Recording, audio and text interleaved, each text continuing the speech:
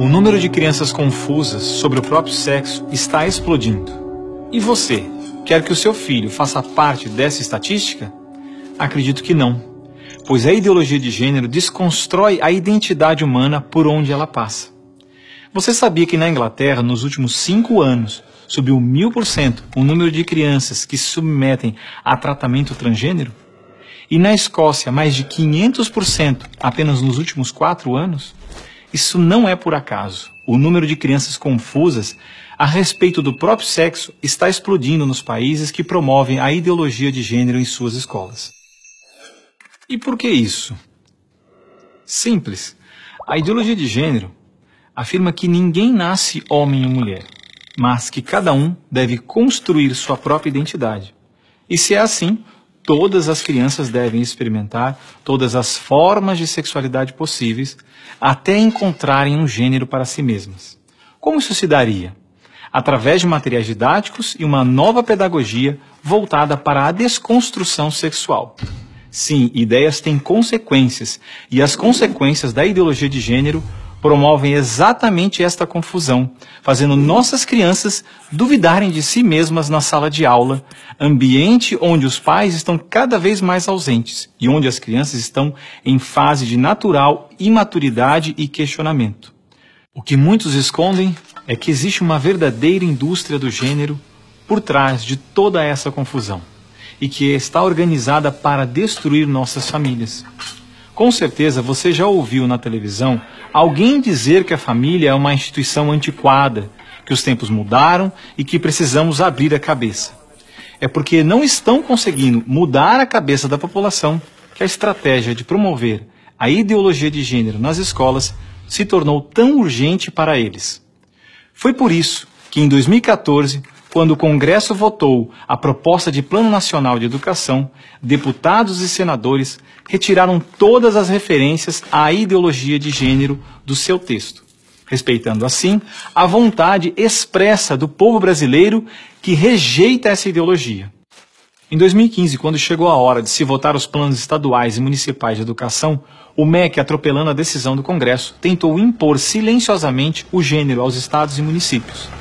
Depois que o gênero já havia sido rejeitado pelo Congresso, por meio da segunda Conferência Nacional de Educação, o CONAE 2014, o MEC produziu um documento que depois seria transmitido a todos os estados e municípios, definindo a questão do gênero como diretriz educativa, e ainda por cima, como se tivesse sido aprovado pelos deputados e senadores.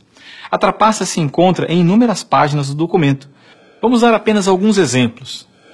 Na página 25, o MEC afirmava que a União, os estados e os municípios deveriam promover a diversidade de gênero.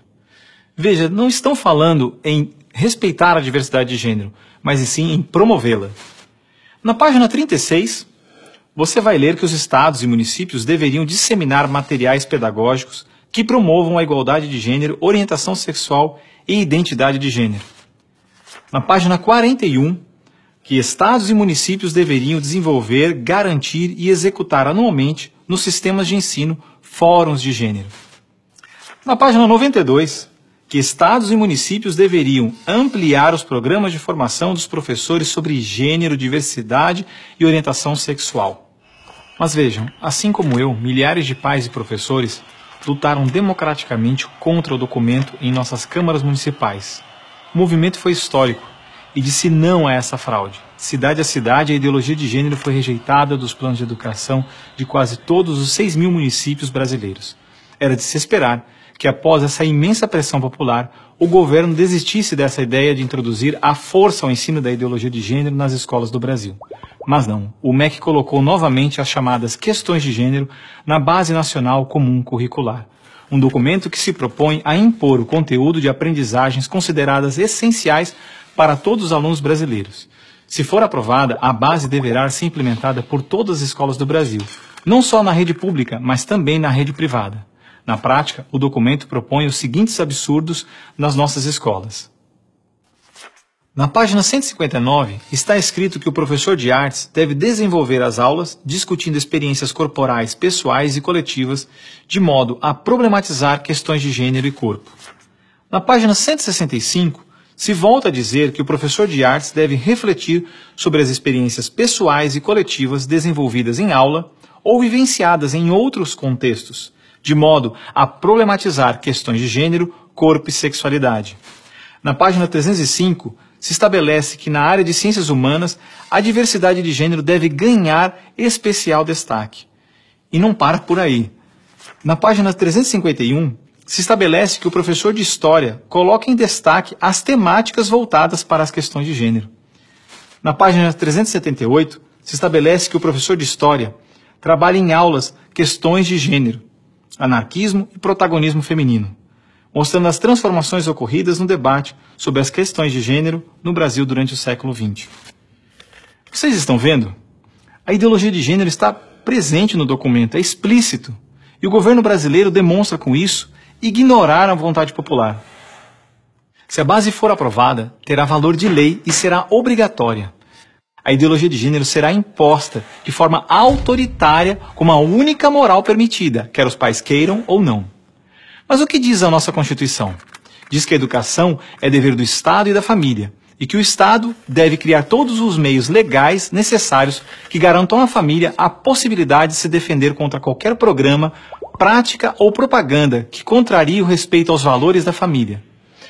E ainda mais, o artigo 26 da Declaração Universal de Direitos Humanos diz que os pais têm prioridade de direito na escolha do tipo de educação que será ministrada a seus filhos.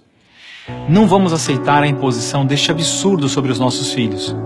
O governo pretende aprovar a Base Nacional Comum Curricular ainda este ano de 2017.